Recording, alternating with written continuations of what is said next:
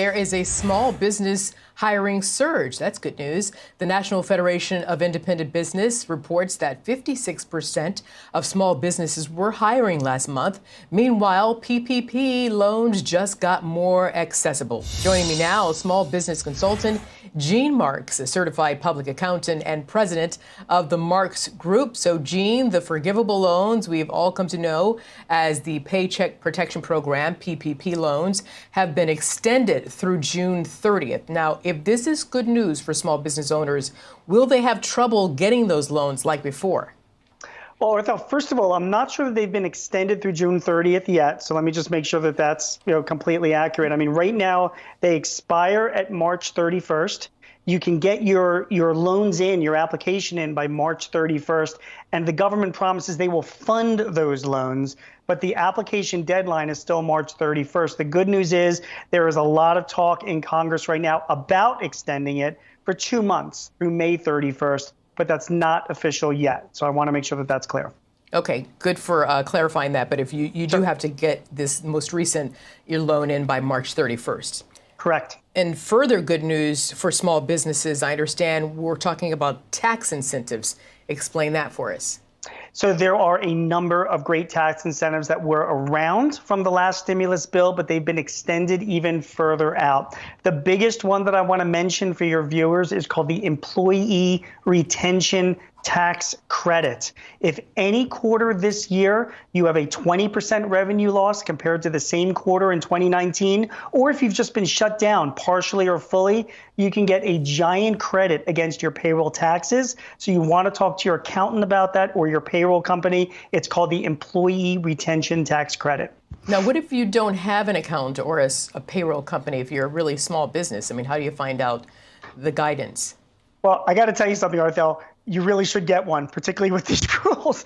They're very complicated. Even the Employee Retention Tax Credit takes a lot of calculations to do. And what we're recommending to our clients is even if you spend a couple of $100s to have somebody help you with that calculation, you could potentially save thousands of dollars by doing it. Otherwise, you can get the information on the IRS's website at irs.gov. But I do recommend that you work with a professional to help you.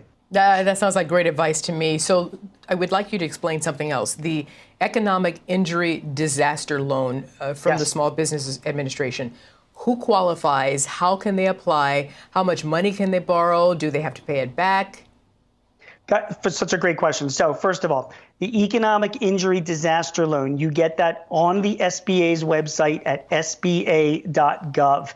It is really eligible for any business around the country that's in a disaster area, and COVID has been declared a disaster all throughout the country. So the eligibility requirements are quite low. You just have to show that you have a need because you've been in a COVID-affected area. $2 million loan, 3.75% interest rate, 30-year maturity. Just to give you an example, Arthel, if you get a $100,000 loan, it's about $400 a month to pay off, which is really affordable, and you can use that to sustain your business. One other important thing, there are grants as part of this program. If you are in a low-income area of the country, a lot of cities have low-income areas, there are special grants available to you, particularly if you're a very small business with less than 20 employees. So look for those loans and apply for those grants, and you can do it all on sba.gov.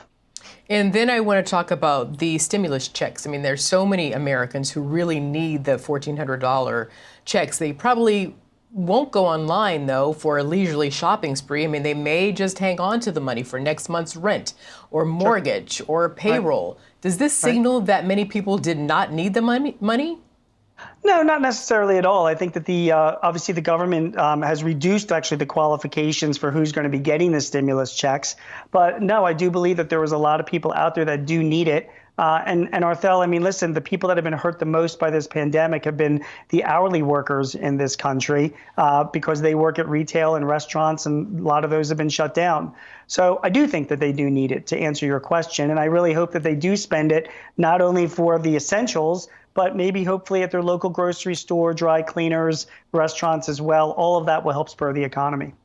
Very good. Okay, so if you think you can't afford it, you should get an accountant if you're a small business, no matter how small your business is. No doubt about it. And one final thing, Marthel, if Yeah. you're an independent contractor Yeah. or a freelancer, they've changed the rules, the Biden administration, to make more money available to you under the Paycheck Protection Program. When you do the calculation now, you can use your gross income instead of net. But there's more money available if you're an independent person, a solo entrepreneur, or a freelancer.